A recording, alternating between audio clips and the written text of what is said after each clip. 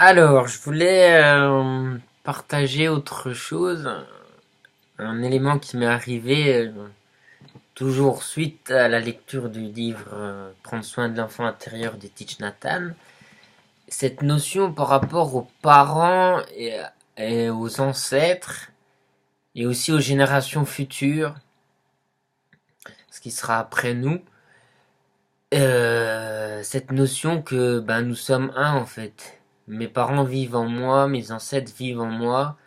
Et mes enfants, petits-enfants, j'en ai pas, mais ou les peut-être que j'en aurai, je ne sais pas. La vie est tellement surprenante. Et après, c'est pas grave, les enfants, la suite de notre famille, que ce soit plus ou moins cousins, voilà. Mes cousines ont déjà des enfants, voilà. Il y a quelque chose derrière ça qui me touche vraiment, et qui m'inspire beaucoup et qui me motive beaucoup, et j'ai vraiment ça dans le cœur. C'est qu'on a un héritage de souffrance, mais aussi là, ce que je voulais aborder, c'est des qualités. Je m'amuserai à faire l'éloge des qualités de mes parents, ce que j'ai hérité. Et ce qui m'inspire, c'est de libérer ce qui a été tendu, tout ça, et qui se transmet de génération en génération. Et ça, c'est vraiment une de mes étincelles de vie, ce qui me parle énormément et pour la raison à laquelle je trouve ma place ben, dans cette vie-là. Voilà.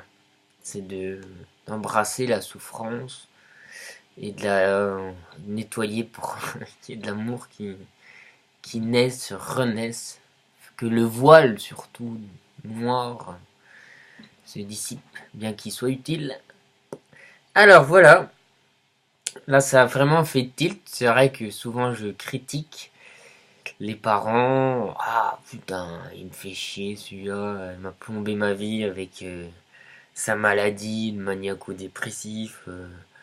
Ma mère, c'est une mère trop poupounante, ou je sais pas comment on dit, trop dans son rôle de mère, pas assez femme. Bon, bref, toujours un peu de négativité. Et là, j'identifiais, c'est vrai que parmi les trucs que j'apprécie, et c'est vrai que ça découle aussi de mes parents. Par exemple, j'ai commencé à marquer, par exemple, les qualités de ma mère que je retrouve aussi chez moi. Et donc, c'est grâce à elle que je suis comme ça. Et ça, je trouve que ça me touche beaucoup. Je suis quelqu'un qui est super organisé, pour organiser pour tout, hein. J'arrive très bien à me débrouiller, à être autonome, à goupiller ma vie, à établir, organiser par exemple des voyages, enfin pour quoi que ce soit.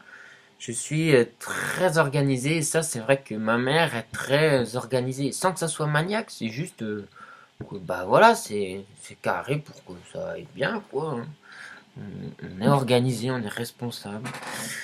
Ma mère est très responsable, voilà. C'est une battante aussi. Elle est très courageuse, moi aussi je suis un battant, donc ça doit venir aussi de là. Mon père, j'ai dit qu'il était très courageux aussi avec sa maladie quand même, c'est vraiment pas de la tarte. Ma mère est conviviale, joyeuse et aimant la vie. C'est vrai que bon, avec mon père, ça devient difficile, très difficile, et même de ma famille au-dessus, c'était très convivial, parce que j'ai entendu ma maman, enfin mon grand-père, ma grand-mère recevaient beaucoup de monde à la maison, et ils faisaient souvent des repas, enfin ma mère a beaucoup sorti, enfin oui, elle a un tempérament relationnel très très présent et elle aime ça, hein, elle a toujours eu des bonnes relations, les collègues, tout ça, sortir, toujours à faire des repas, elle adore ça. Elle est intelligente.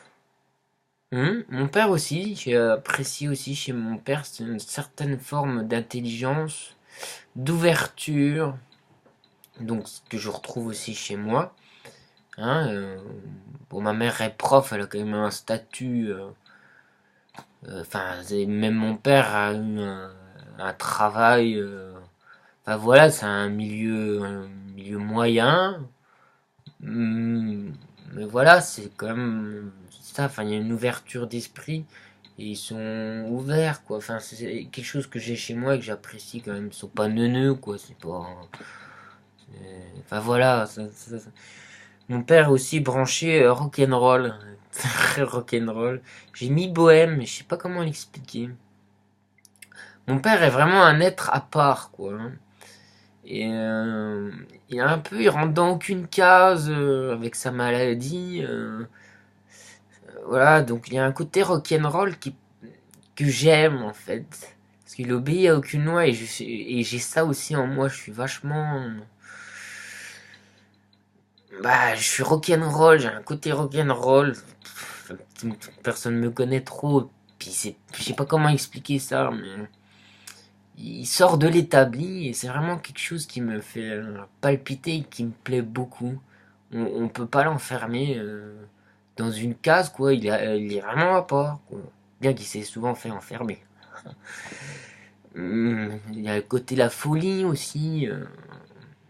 Il y a quelque chose là-dedans qui sort de l'ordinaire, qui va plus profondément. Donc ça, j'ai un côté que j'aime bien. Un côté libre aussi.